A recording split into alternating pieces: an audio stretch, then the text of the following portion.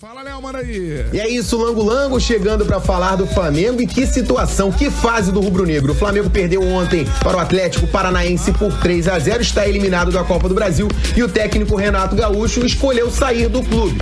Entregou o cargo à diretoria do Flamengo, que conseguiu convencer o técnico a permanecer no rubro-negro para a sequência da temporada de 2021. Renato Gaúcho quis sair, mas a diretoria convenceu o técnico a permanecer no Flamengo para essa sequência de temporada. Justamente no período em que o rubro-negro vive o maior jejum de vitórias desde 2017, desde Reinaldo Rueda. Veja você, Lango Lango, desde então o Flamengo teve no comando Paulo César Carpegiani, Maurício Barbieri, Dorival Júnior, Abel Braga, Jorge Jesus, Domenech Torrent, Rogério Ceni e nenhum deles ficou 4 partidas seguidas sem um resultado positivo. É isso que está acontecendo no Flamengo nesse momento. Nesses jogos o Flamengo perdeu em 2 oportunidades e empatou em outras 2. Ontem, inclusive, o torcedor gritou o nome do técnico Jorge Jesus, ainda com a bola rolando no Maracanã. O técnico Renato Gaúcho encarou a situação com normalidade. É uma coisa super normal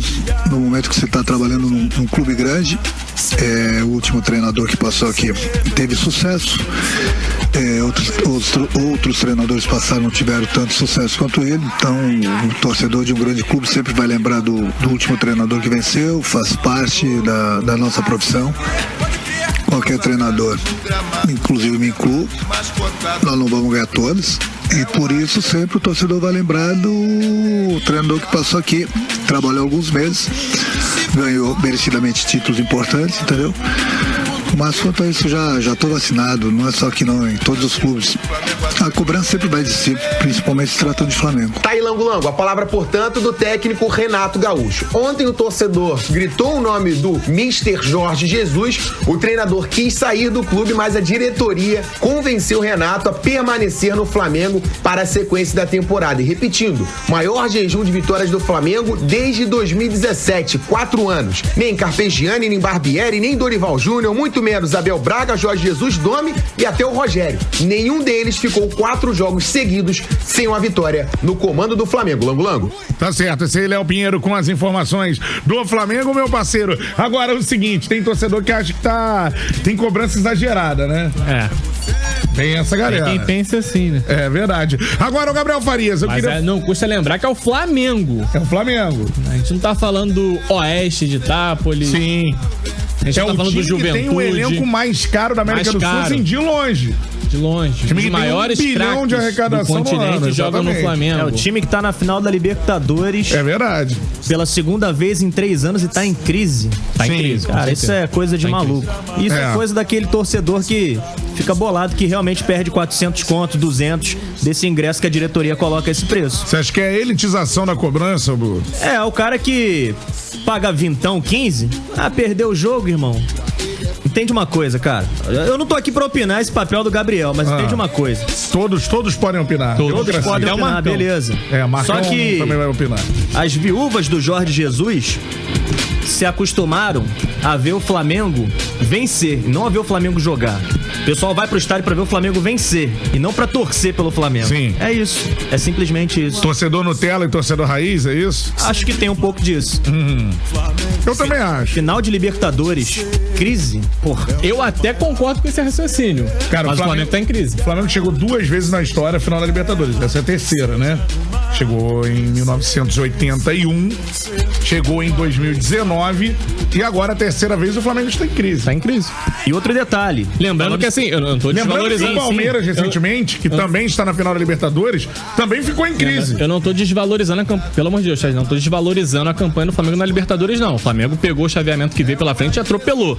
Mas se o Renato não elimina Defensa e Justiça, Olímpia e Barcelona de Guayaquil, aí era mais um vexame na conta. O de ontem foi vexame. No meu entender. Eu acho até que ser eliminado. Pela forma há como 2 anos jogou, atrás, né? O Flamengo foi eliminado pro Atlético Paranaense. Cara, belíssimo time que tinha o Atlético Paranaense. Há 1 mês e meio, o torcedor que ontem gritou Mister, tava pedindo o Renato na seleção porque de 15 jogos ele goleou em 7. Esse que é o erro.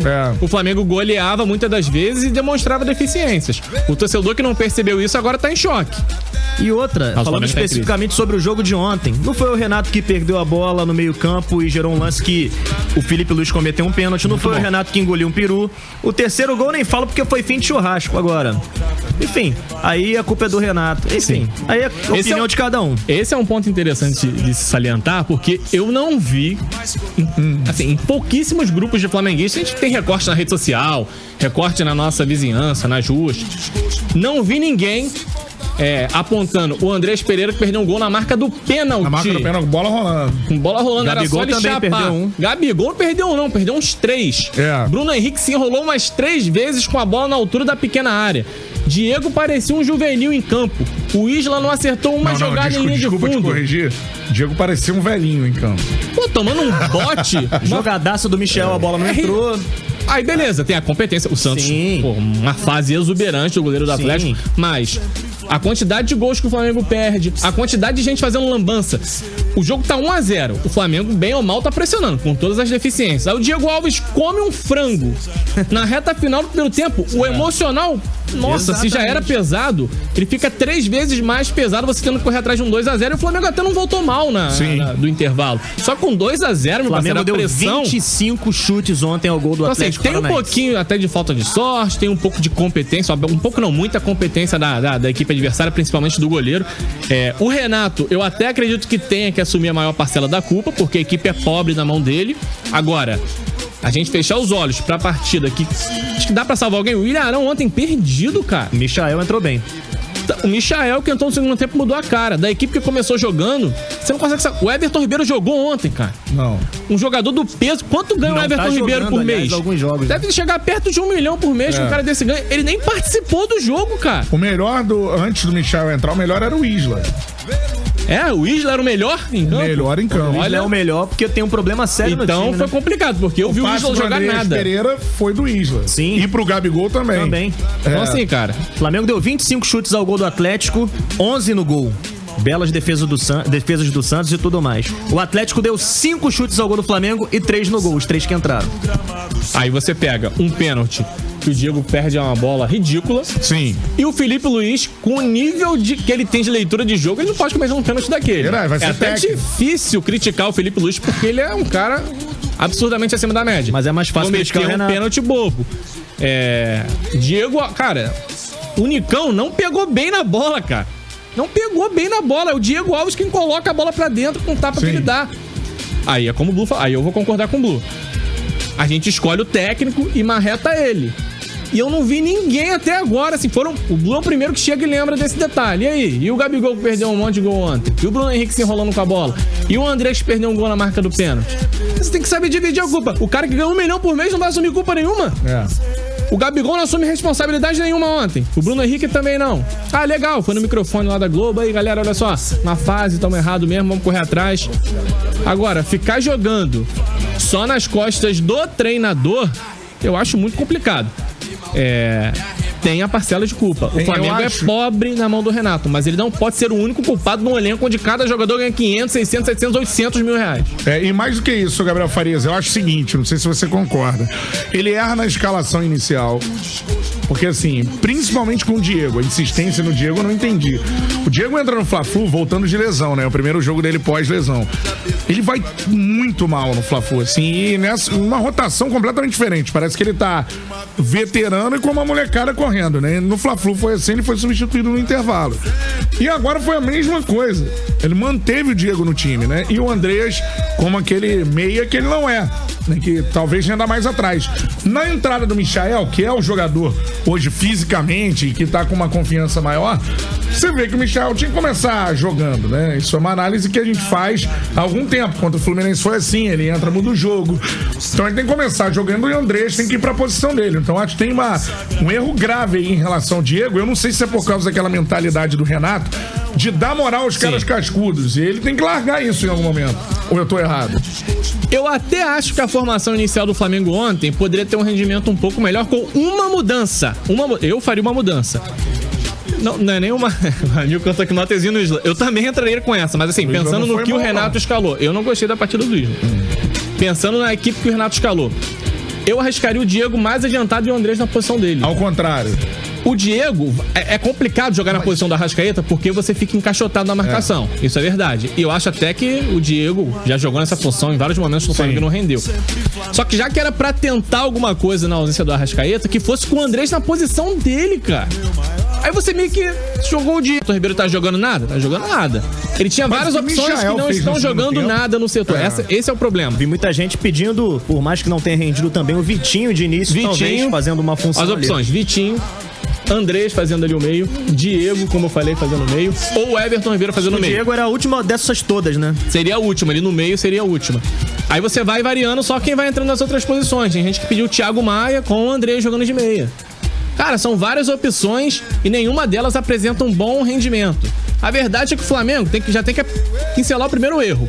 Na ausência do Arrascaeta, o Flamengo não tem um jogador nem de nível próximo. É um erro a ser corrigido dentro desse elenco. Não dá mais com o Vitinho, infelizmente. Diego não suporta, Andrés não é da posição, Everton Ribeiro não rende por ali. É um erro a ser corrigido. Agora, a gente vai girar todas essas opções. Será que alguma teria dado certo? Talvez o Michael, realmente, pelo que vem jogando, se tivesse desde o início, o Flamengo tinha um resultado melhor. A verdade é que agora tá eliminado, paciência, não jogou nada, mas vou continuar nessa cobrança. Vamos cobrar do Renato? Vamos. Mas vamos cobrar também desses jogadores que ganham um belíssimo de um salário, trabalham numa das melhores estruturas do futebol brasileiro. Não tô dizendo que os caras são obrigados a ganhar tudo. O Flamengo não vai ganhar tudo. A torcida quer, isso é coisa pra torcedor. Pois é. Não é pro interno do Flamengo, mas não dá pra tomar 3-0 do Atlético Paranaense. Isso é inadmissível. A forma como aconteceu. Tudo, outra coisa é a atuação, né? Não pode, cara, rodar da forma que foi ontem. Pode, cara. O Atlético Paranaense há 2 anos veio ganhando o Flamengo aqui, mas era um belo time do Atlético Paranaense. Tinha o Bruno Guimarães, o Rony jogando um bolão, o Nicão tava muito bem. O time de ontem do Atlético, muito guerreiro, jogou ajustadinho. Parabéns pro Valentim. Mas o Flamengo não pode tomar 3-0 com o Zé Ivaldo roubando a bola na defesa e terminando como centroavante. Isso é que maltrata o torcedor. Aí qual é o perfil do torcedor na arquibancada, se é mais elitizado ou não, aí é outra história. Mas o flamenguista aliás, ontem teve protesto, importante frisar que a torcida organizada do Flamengo, pela primeira vez, cara, eu nunca vi, não sei se alguém aqui já viu, pela primeira vez organizada do Flamengo do lado da rampa da UERJ, né? Da antiga rampa da UERJ, né? Setor Sul. Isso. Por conta do preço dos ingressos. Então foi um protesto aí das organizadas do Flamengo. Eu nunca tinha visto, é muito estranho, inclusive, né? Você olha pro lugar onde era pra estar a torcida organizada do Flamengo, ela tá do outro lado, cara. É um negócio, não tá na do Bellini, tá na UERJ, né? Tava R$100 a meia atrás do gol. A meia. Tava R$200 o ingresso. Sim. E aí vai o torcedor que grita olé contra o seu time no final do jogo. E falta isso, você acredita, Gabriel Farias? Essa atmosfera muda, né? Aliás, só pra pincelar aqui minha opinião, não tô dizendo que o torcedor tem culpa de nada não, hein, gente. Tô falando só sobre o comportamento. Não é o tipo de comportamento eu acho que não tem culpa, mas o torcedor pode causar uma interferência positiva no jogo. Positiva, exato. Dependendo do Agora, que for fazer. 19 minutos ontem, o Cantarelli falou na narração que eu tava no Uber a caminho de casa e eu ouvi. Ó, começaram a vaiar o Diego. Foi. Vai melhorar em que o Diego? Você já tava naquela situação ali. Aí é o que eu coloco em questão agora. Eu não sou flamenguista, eu não tava no estádio, eu não frequento jogos do Flamengo, a não ser se for a trabalho. Mas eu ouço isso de flamenguistas, pessoas que vão ao estádio há muito tempo, que acompanham, né, o clube desde daquele momento mais difícil, né, que viveu recentemente. E todos reclamam dizendo que a torcida do Flamengo parece plateia de teatro. É assim, vai chegando perto do gol, aí aquela... aí volta. Não, isso é um pouco lento. Quando dá 20, 25 minutos, a coisa não anda da forma que o torcedor imagina, começa a vaia, começa a pressão. Eu até entendo que hoje em dia o ambiente do Flamengo, que sempre foi de muita pressão desde que eu me entendo por gente, hoje é muito maior porque com o investimento que tem, a torcida botou na cabeça que quer ganhar tudo. Não é assim, mas o torcedor tem o direito de pensar. Mas eu ainda acho que o torcedor pode causar um efeito positivo. Agora, eu não vou também me contradizer. Há um tempo atrás a gente estava criticando aqui o Botafogo, que teve aquele probleminha lá com o Anderson, tá? O torcedor ele pode pistar de fazer o que ele quiser. O jogador que ganha 1 milha por mês, 800 mil, ele precisa saber jogar com um ambiente favorável e com um ambiente contra. Sim. Ele joga no Flamengo. Quer jogar num lugar com menor pressão? Chama um empresário pra no ano que vem jogar uma MLS nos Estados Unidos, vai jogar lá um campeonato indiano, uma liga japonesa. Aqui no Flamengo vai ser pressão o tempo inteiro. É como o Blue falou, o time tá na final da Libertadores. Em crise. Há 5 anos atrás, se você dissesse assim, alô flamenguista, esse ano vocês vão chegar na semi da Copa do Brasil. Vocês vão ficar ali em terceiro, quarto, segundo lugar no Brasileiro, mas vão estar na final da Libertadores. O flamenguista, agora assino embaixo. Mas agora não é mais assim. O torcedor, ele entende que precisa de mais. Eu acho que esse mais era só não tomar uma trauletada pro Atlético Paranaense em casa. É melhorar um pouco o rendimento, coisa que o Flamengo não tem feito no próprio Campeonato Brasileiro. A segunda trauletada seguinte, porque tomou do Fluminense também, né? Perdeu São 6 gols sofridos em 2 jogos. Né, e num jogo característico, tá escrito que a final da Libertadores tende a ter as mesmas características de jogo. É isso que preocupa a galera. E pra encerrar o raciocínio, Fluminense e Atlético Paranaense são uma espécie de simulacro do que vai ser o Palmeiras. Só que o Palmeiras tem mais qualidade do que os dois. Exatamente. O Palmeiras tem melhores jogadores e uma estratégia mais bem montada. Tem um treinador que, no meu entendimento, tem uma leitura muito melhor que a do Valentim, que a do Marcão. Claro que falta um mês pro jogo, muita coisa pode acontecer. Jogador que lesiona, jogador que sai, enfim, ambiente que muda. Mas essas partidas deixam um ar meio dramático no ar, pensando no que é a final da Libertadores. Com certeza. Só efeito de comparação, você falou do perfil do torcedor. Eu peço pra galera utilizar aí na memória, né, a imagem dos treinos abertos, né, cara, que a gente teve recentemente. O que acontece? Essas arenas novas, né, limitaram o número de torcedores, primeiramente, né? São arenas menores do que os estádios antigos. A gente não tem um estádio mais no Brasil com mais de 100 mil espectadores. Isso não existe mais no Brasil. E além disso, tem a questão do programa de sócio-torcedor, que você obriga pessoas no país de terceiro mundo a pagarem ali por mês. E você não consegue hoje, igual era antigamente, saí, tomei uma, comprei ali meu ingresso R$10 e entrei. Vou aqui em cima da hora, decidi. Não existe mais isso, não dá mais. Você tem que pagar lá seus R$60 por mês, que, num país como o nosso, é uma fração mínima da população que tem condições, então uma fração mínima da população que tem condições de estádio hoje. Recentemente a gente teve o fenômeno dos treinos abertos, teve no Corinthians, no próprio Flamengo, há pouco tempo atrás, e você via a festa, é um negócio completamente diferente num treino, né, do que temos a festa no jogo. A ida pro aeroporto, a volta do voo, que é de graça na rua. É só você ver o comportamento grandes festas do Flamengo. Exato. Né? O embarque pra Lima. Aeroflá. E o retorno do time campeão ali na Presidente Vargas, que era de graça. Então, a comparar as duas festas, isso, povão sabe fazer festa, o samba passa por isso também, né? Você vai na Marquês de Sapucaí, tem lá ainda, né, as alas que são da raiz da comunidade, mas já mudou muito, os camarotes, a galera que paga, a galera que desfila com a camisa e tal. Então, isso tem que... a gente entende a parte mercadológica, mas eu queria fazer esse depoimento porque, cara, o Flamengo é um time que se beneficia de ser o maior time em torcida do mundo.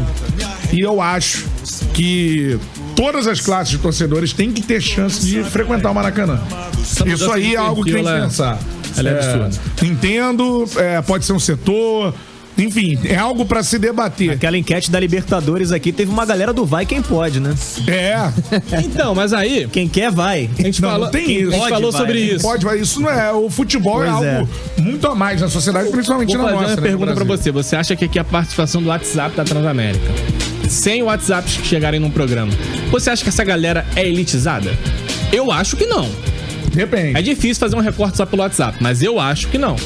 E o que eu mais ouvi no Papo de Craque primeira edição com o Azevedo, quando surgiu o assunto do preço dos ingressos na final da Libertadores, vai quem quer o cacete, irmão. Não é assim. Como é que... teve áudio que eu recebi, não foi 1 ou 2, não. Alguns vão pro outros não dá pra ir, enfim. De uma empresa, o cara dá um jeito, quem quer dá um jeito. Dá um jeito de como, cara? Como é que o cara arranja 15 mil reais pra gastar dia? Mas o cara que fala isso, o cara não tem noção do mas tem muita gente sem noção, cara. A gente entra em outro assunto que é consciência de classe, né, cara? Aí já não é nem muito futebol difícil. só. E aí, o reflexo é esse. Ontem, durante a transmissão, eu ouvi um pouquinho na rádio, um pouquinho na Globo, e tinha um momento que a torcida crescia, o Luiz Roberto falava, e a magnética, cara? Que magnética o quê, cara? Aquilo ali não é a torcida do Flamengo, cara. No perfil bruto do que é Flamengo, cara. Compara 2 jogos, assim, Flamengo e Grêmio, 5-0, Libertadores. Foi o maior jogo da era do Jorge Jesus, provavelmente, né? E com a final do Brasil, que não foi uma final, né? Do Brasileirão em 2009. Entre Flamengo e Grêmio também, o gol do Angelim. Compara os 2 Maracanãs, assim. Faz galera que pode pegar no YouTube, dá uma olhada aí. É completamente diferente, cara. Não tem nem comparação. Cara, eu, assim, honestamente, respeito. Não tô dizendo que que o cara mais com mais grana no bolso. Não, claro que pode ir, pô. E que ele é menos apaixonado. O Maracanã também tem não é quanto? 60 e poucas mil pessoas cabem no Maracanã hoje, então tem espaço pra todo mundo. O que não dá pra você mudar o perfil quase que completamente da tua torcida e ainda ficar batendo no peito pra dizer: o meu time é o mais popular, é a festa na favela. Que festa em favela o quê, cara? Que favela que tinha ontem na arquibancada? Não é o perfil. Eu cresci no Maracanã de João. Meu pai é flamenguista, meu pai é nordestino, veio pro Rio de Janeiro e se apaixonou pelo Flamengo. E assim, cara, o perfil mudou completamente. Ah, Gabriel, mas o tempo passa, mas modernidade nada, cara. Tem que ter espaço pra todo mundo. E hoje o torcedor mais pobre tá alijado e o Flamengo se gaba de ter a maior parte da população mais pobre do país. E não dá espaço pra essa população. Que a gente vê isso ontem, cara. Mas é o público de teatro, cara. Teve a polêmica da questão do time de favela, isso já rolou.